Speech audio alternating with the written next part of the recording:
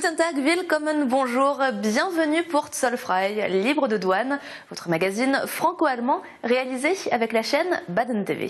Depuis le 1er janvier, un salaire minimum légal a été instauré en Allemagne, 8,50 € de l'heure minimum, un tarif qui s'applique à tous, coiffeurs, restauration, industrie, services. Selon le gouvernement, 3,7 millions de personnes pourraient en bénéficier. Quels effets sur les entreprises de la région de Karlsruhe? Un reportage d'Isabelle Joyon et Christelle Manzé.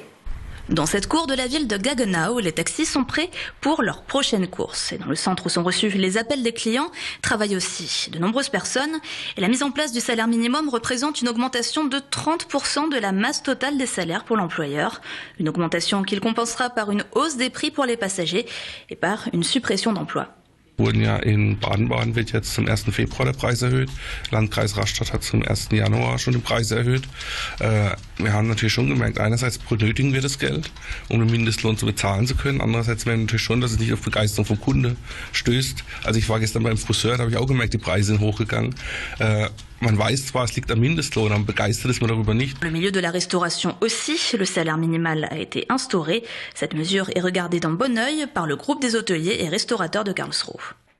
Es sollte ein ordentlicher Lohn bezahlt werden in Deutschland. Aber das hat natürlich zur Folge, dass so einige Umstrukturierungen stattfinden müssen. Und das kann auch Arbeitskräfte kosten. Ob und wie viel, das wird man später einmal sehen. En plus du salaire minimal, le temps de travail est désormais comptabilisé. Chaque employé doit pointer. Selon la loi, personne ne doit travailler plus de 10 heures par jour. Wir sind uns jetzt klar, dass wir da ein Bürokratiemonster haben. Wir müssen sehr, sehr viel Bürokratie, völlig idiotische Bürokratie machen. Ich finde es auch unverschämt von der Politik, uns jetzt vorzuschreiben, wie lange wer arbeiten kann. Also das halte ich für völlig unmöglich. La réglementation du temps de travail entraîne ce restaurateur à une restructuration du personnel. La brasserie n'est pas menacée économiquement, mais les prix vont devoir augmenter. Quels seront les prochains effets à suivre? Le meeting d'athlétisme en salle de Karlsruhe réunit depuis plus de 30 ans quelques-uns des sportifs les plus reconnus de la planète. À quelques semaines de l'ouverture, les travaux démarrent dans la salle pour installer les pistes.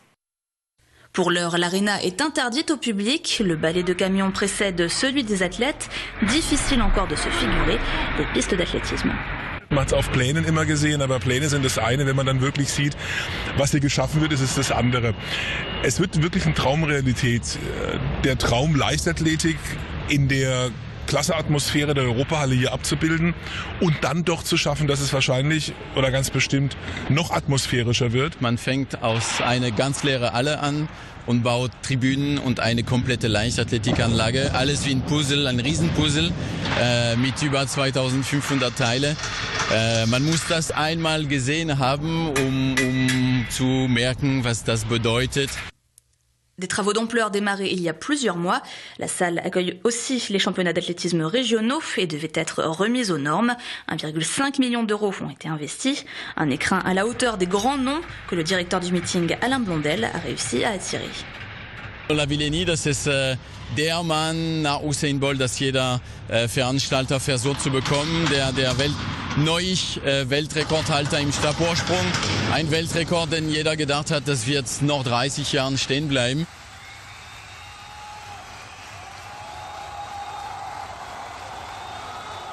Qui dit janvier, février, Saint-Valentin, dit aussi salon du mariage. La saison démarre avec celui de Karlsruhe le 17 janvier. Que peut-on y trouver? Reportage. Oui, je veux, 3 mots à l'honneur au salon du mariage de Karlsruhe qui accueille 160 exposants afin de faire des rêves des futurs mariés des réalités.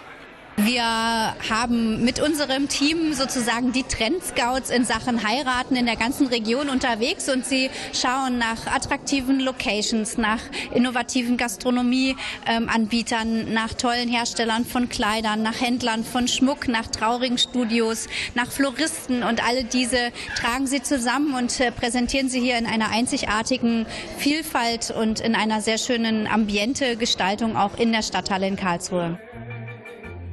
C'est la 25e édition du salon. Pour remercier les fidèles visiteurs, un lot d'une valeur de 5 500 € comprenant les tenues des mariés est à gagner. Ganz besonders stark ist Spitze angesagt. Spitzenoberteil, Spitzendekoration, Spitzenjäckchen und Die Spitze muss in der Regel auch noch etwas glänzen, die muss mit Pailletten oder Perlchen besetzt sein. Insgesamt geht der Trend dahin, dass die Kleider aufwendiger aussehen als früher. Wie sieht es denn bei den Herren aus? Gibt es da auch spezielle Farben, die besonders nachgefragt sind? Die wollen wohl auch ein bisschen glänzen, sind die schwarzen Stoffe auch mit einem Glanz. Dann ist auch verhältnismäßig viel schon braun. Gibt's. Und als neu propagiert von den Herstellern ist ein Blau, was ein bisschen heller ist als dunkelblau. Alors pour trouver robes, costumes, décorations ou prestataires, rendez-vous à partir du 17 janvier. Merci de nous avoir suivis. Direction Alsace20.tv pour revoir cette émission. badentv.com pour la version originale.